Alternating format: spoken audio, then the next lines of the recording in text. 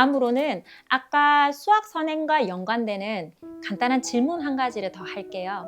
수학 선행을 할 때 우리 초등 아이들 또는 우리 초등 어머님들께 반드시 하고 싶은 조언이 있다면 강력하게 한마디씩 해주시는 시간을 가졌으면 좋겠어요. 이번에는 우리 도원 선생님 먼저 한번 해볼까요? 제가 생각하는 딱 한마디를 하라면은 저는 좀 원론적인 얘기일 수도 있는데 수학적인 사고력?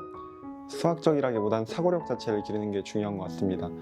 제가 살짝 느꼈던 게 과학고에서 이제 다들 공부를 열심히 하지만 상대적으로 그렇게 열심히 하지 않더라도 훨씬 적은 노력에 비해 굉장한 성적을 거둔 친구들이 있는데 그 친구들을 보면은 K모에서 입상했다든가 아니면 어디 대회를 나간 친구들이 많은데 그런 친구들을 보면서 제가 왜 저런 친구들은 나하고 다를까를 좀 많이 고민했었어요.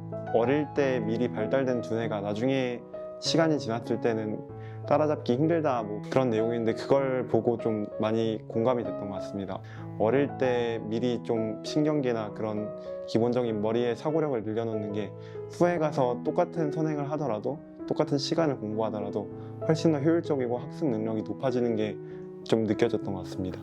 맞아요, 선생님. 저도 웩슬러 검사와 관련되는 공부를 하면서 우리 아이들이 지능이 발달되는 그래프를 본 적이 있어요. 그때 딱 13세부터 아이들의 지능이 더디게 둔하게 성장을 하기 시작을 해요. 그래서 그 전에 너무 지식만 충전을 하기보다는 생각할 수 있는 힘을 키워주는 게 선생님 말대로 제일 중요한 것 같아요. 네, 감사합니다. 다음, 이찬 선생님. 저는 이제 수학 선행을 하면 이제 거의 다 문제를 풀잖아요. 그래서 이제 문제를 풀 때 가장 중요한 게 이제 문제를 해결할 수 있는 능력이 가장 중요하다고 생각합니다. 이 문제 해결 능력이 단순히 수학 문제를 많이 푼다고 해서 높아지는 게 아니라고 생각하거든요. 그래서 그 수학 문제 해결 능력을 어릴 때부터 길러야 한다고 생각합니다. 근데 이 문제 해결을 할 때 그냥 막 해결할 수는 없는 거기 때문에 그거를 이제 자신이 가지고 있는 개념들을 응용해서 그런 문제들을 해결해야 한다고 생각합니다. 그래서 항상 저는 멘토링도 해줄 때 무조건 개념 노트를 작성하라고 해요. 개념 노트를 작성해서 이제 그 개념을 머릿속에 다 가지고 있으면 문제를 풀 때 이 문제는 그 개념을 쓰는구나, 아니면 이 문제는 내가 모르는 개념을 써야 하는데, 약간 이런 식으로 계속 머릿속에서 업데이트를 할 수 있습니다, 개념에 대한. 이러다 보면 이제 점점 이 문제 보면 바로 이 개념, 이렇게 수학적으로 문제 푸는 속도도 굉장히 빨라지고요. 그래서 항상 개념 노트를 작성하라고 말하고 싶습니다. 네, 진짜 중요한 얘기 하셨네요.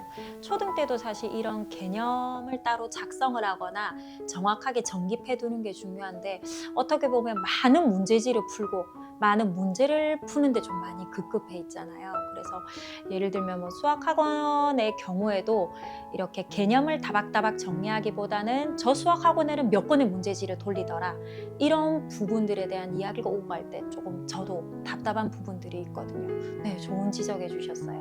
다음 우리 한희 선생님. 저는 결론부터 말씀을 드리자면은 선행은 이제 속도가 아니라 밀도라고 생각합니다. 밀도. 네. 저는 어렸을 때 이제 초등학생 때부터 고등과정을 나가는 학생들을 보고 되게 기가 솔직히 많이 죽었었거든요. 네. 그래서 이제 저도 이제 겉으로는 내색을 안 하려고 했지만 이제 속으로는 이제 선행은 속도가 답인가? 라고 의문을 품으면서도 쟤네들은 결국 고등학교에 가서 1등급 이렇게 받겠지 이렇게 생각을 했었는데 이제 실제로 이제 자사고에 들어가 보고 중간고사를 보고 난 후 결과를 보니까 오히려 이제 고3 과정까지 여러 번 돌리고 온 학생은 4등급. 근데 오히려 고1 과정까지만 돌리고 온 학생은 1등급을 받더라고요. 그래서 그 차이가 뭔지 보니까 그 이제 고등 과정을 여러 번 돌린 학생을 보면은 그냥 이제 속도에만 치중된 채 그냥 일정한 난이도의 문제집을 그냥 계속 똑같이 반복만 했더라고요. 기계적으로. 네. 근데 반면에 이제 고1 과정까지 하고 온 학생은 이제 블랙라벨과 같이 심화 문제집 있죠. 네. 심화 문제집 같은 거를 이제 여러 번 돌렸더라고요. 네. 그것도 있고 그 학생한테 물어보니까 그 학생만의 풀이 방법이 있더라고요. 네. 그렇기도 하고 이제 저 같은 경우에는 이제 보니까 이제 의찬 선생님께서 말씀 주셨던 것처럼 개념 노트 작성하는 거 있죠. 저는 이제 기출 문제 같은 것들을 풀면서 이제 남들보다 어떻게 하면 더 빨리 풀 수 있지를 많이 고민했던 것 같아요. 네, 그래서 노트에 이제 풀이 도구 같은 것들을 따로 적어놔서 이 학교의 몇 번 문제는 이런 도구를 사용하면 좀 더 빨리 풀 수 있다. 이런 예시들을 정립해 나가니까 이제 학교 시험 풀 때 다른 애들은 이제 5분 걸려서 푼 문제를 1, 2분에 풀거나 그런 경우들이 많아서 등급 상승이 고등학교 1학년 때 많이 일어났던 것 같아요. 네. 몇 등급 받으셨습니까? 첫 들어갈 때는 이제 수학 성적이 사실 3등급이었었거든요. 네. 근데 이제 고등학교 2학년 때는 이제 1등급. 근데 어떨 때는 전교 1등까지도 네, 해봤는데 그렇게 되니까 뭔가 공부 방법에 대한 확신도 생기고 오히려 쭉쭉 더 치고 나갔었던 것 같아요. 네. 자기만의 방법을 정립을 했었네요. 네. 좋습니다. 우리 서명호 선생님. 다들 비슷한 이야기를 하시는 것 같아서 저도 비슷한 이야기를 하고 싶습니다. 정말 좋은 말씀인 것 같아요. 그 양보다는 밀도다 뭐 이런 말 되게 중요하다고 생각하는데 당장 저를 예시로 들어도 저는 스투까지 선행을 하고 고등학교로 올라갔습니다. 스투까지 선행을 하고 올라간 저는 정말 자신감이 아주 하늘을 찔렀겠죠. 그래도 1학년까지는 괜찮겠다 라는 생각이 들었지만 고등학교를 가서 느낀 점이 있습니다. 제가 지금까지 배우는 방법은 조금 틀린 건 아니지만 과학고에는 맞지 않았다라고 말을 하고 싶습니다. 저는 하루에 12페이지 이상씩 푸는 게 일과였어요. 수학을 페이지로 계산을 했죠.